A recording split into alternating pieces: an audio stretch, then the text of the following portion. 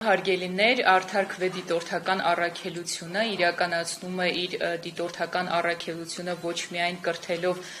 եւ նախապատրաստելով կարճաժամկետ եւ երկարաժամկետ դիտորդների, այլև այն թվային հարթակ է առաջարկել, մասնավորապես youthvote.live կամ արդար.kv.hi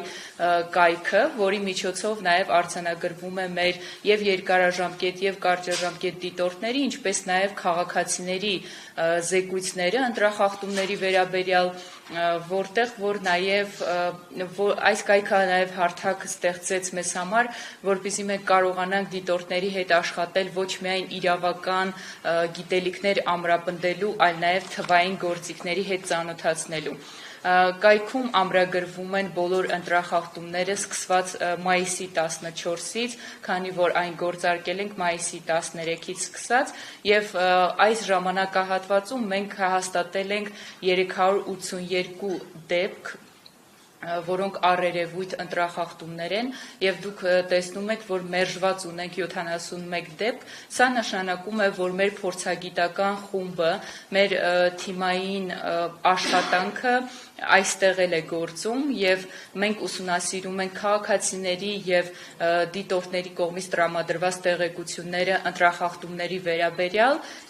դա կարգավորելով, համակարգելով, որը որ իրոք ընտրախախտում է դասակարգելով, մենք այն ներկայացնում ենք մեր կայքում։ Եվ բացահայտենք այս 382 դեպքերը, ինչի մասին են գրանցվել, մասնավորապես ապօրինի քարոզչությունը 139 դեպք է արձանագրվել, որոնց մեջ մտել են քարոզչական նյութերի տեղադրումը օրենքով չնախատեսված կամ արգելված վայրերում, քարոզչական նյութերի վնասում, պոկում, դրանց վրա գրառումների կատարելը, քարոզչական նյութերի համար վահանակների անբավարար քանակ եւ դրանց սարքավորման մասին կամ մեկ դեպք, վարչական ռեսուրսների օգտագործումը թեկնածուներին օգնելու նպատակով, հատկապես ապօրինի քարոզչությանը նպաստելով։ Սա նշանակում է, որ մենք արձանագրել ենք այսպիսի դեպք, որում քաղաքացին բացահայտում է, դուք տեսնում եք ամսաթիվը ստեղծված,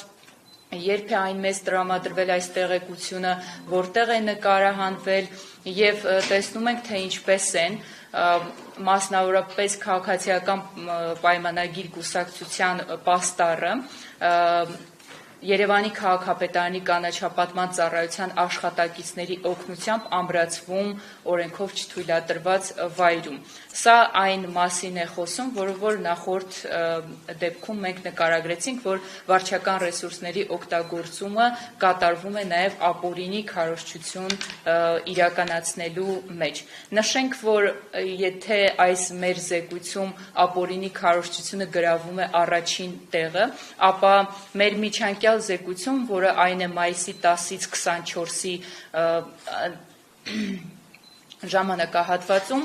եղել է պաշտոնական դիրքի, վարչական ու պետական ռեսուրսի չարաշահումների դեպքերը։ Այս բոլոր զեկույցները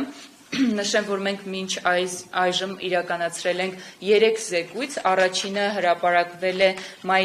ապրիլի 20-ից մինչև մայիսի 9 ընկած ժամանակահատվածի դիտարկումները եւ երկրորդը մայիսի 10-ից մինչև 24 ընկած ժամանակահատվածը եւ երրորդը արդեն հունիսի 5-ի դրությամբ, այսինքն այսօրվա դրությամբ կհրապարակվի մեր կայքէջում։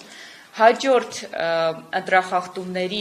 top երկրորդում գտնվում է վարչական ռեսուրսի օգտագործումը։ Սա հրապարակումներ են պետական հիմնարկների պաշտոնական էջերում, քարոզչական նյութերի տարածում է կոմունալ ծառայությունների աշխատակիցների միջոցով, պաշտոնատար անձանց կողմից քարոզչական բնույթի հանդիպումների եւ միջոցառումների անցկացման, պաշտոնատար անձանց դպրոցների եւ մշակութային կենտրոնի ներկայացուցիչների անօրինական մասնակցություն նախընտրական միջոցառումներին, այս ամենի մասին մանրամասն նկարագրություններով մենք ներկայացրել ենք մեր զեկույցներում, ինչպես նաև դրանք տեղ են գտել մեր այն դիմումներում, որոնք որ ներկայացրել ենք այս ժամանակահատվածում կենտրոնական ընտրական հանձնաժողով։ Մասնավորապես մենք կարող ենք նշել վերջերս մեծ տարածում գտած ընտրախախտումը, որտեղ տեղամասային ընտրական հանձնաժողովների անդամներին մենք տեսնում ենք մասնակից որպես քարոզարշավի, որը խստիվ արգելված է օրենքով եւ ընդհանրապես օրենքով արգելված նմանատիպ գործողությունների իրականացումը կասկածի տակ է դնում մեր ընտրությունների արդյունքների լեգիտիմությունը, հետևաբար մենք այս հարթակը օգտագործում ենք ոչ միայն ապահովելու դրա օրինական եւ արդար ընթացքը, որպեսզի արդյունքում ստանանք ընտրությունների լեգիտիմ արդյունք, այլ նաեւ սրանով բացահայտում ենք մեր եւ վերահաստատում ենք մեր քաղաքացիական մասնակցությունը ընտրական գործընթացների եւ ընդհանրապես պետականաշինության գործընթացում։ Հաջորդ մեծաքանակ դեպքերի ամրագրումը եղել է թշնամանքի հրահրումով, սա բացահայտ փաստ է, որ ընտրարշավի ժամանակ մասնավորապես կուսակցությունների կողմերից հնչում են ոչ թե ծրագրային դրույթների վերահաստատումներ ու բախումներ, մենք բախվում ենք ոչ թե ծրագրային խնդիրների բացահայտումների մեկը մյուսից ավելի լավ ծրագիր առաջադրելու, այլ կարծես թե մեկը մյուսից ավելի լավ թշնամանքի հրահրման եւ ավելի բարձր ատելության խոսքի հնչողությամբ, ցավոք սրտի։ Այս դեպքերից ամենահայտնին է Ուժեղ Հայաստան կուսակցության, Ուժեղ Հայաստան դաշինքի դեմ հրահրված վերջերս հրահրված այս միջադեպը, որտեղ երիտասարդներին ենթարկում են առողջությանը վնասներ հասցնելուն, եւ հաջորդ դեպքերի առավելությունը կազմել է մեզ մոտ ընտրակաշառքի դեպքերը, որտեղ ամրագրվել են, ասենք այս մասում, որ մեր ոչ երկարաժամկետ եւ ոչ էլ կարճաժամկետ դիտորդների օգնությամբ ընտրակաշառքի դեպքերի մանրամասն հաշվետվություններ չենք ամրագրել, այլ այս դեպքերը մեզ փոխանցել են քաղաքացիները հիմնվելով հակակոռուպցիոն կոմիտեի տված պաշտոնական տվյալների վրա։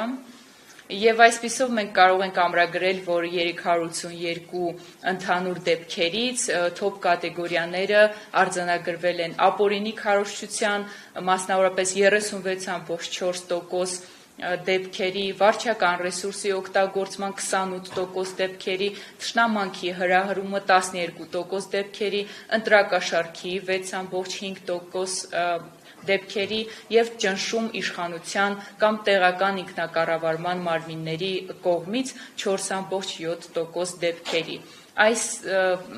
դեպքերը նաև մենք քարտեզագրել ենք կայքի օգնությամբ, հիշեցնեմ, որ դա արդարքվ.hi կայքն է կամ youthvote.live,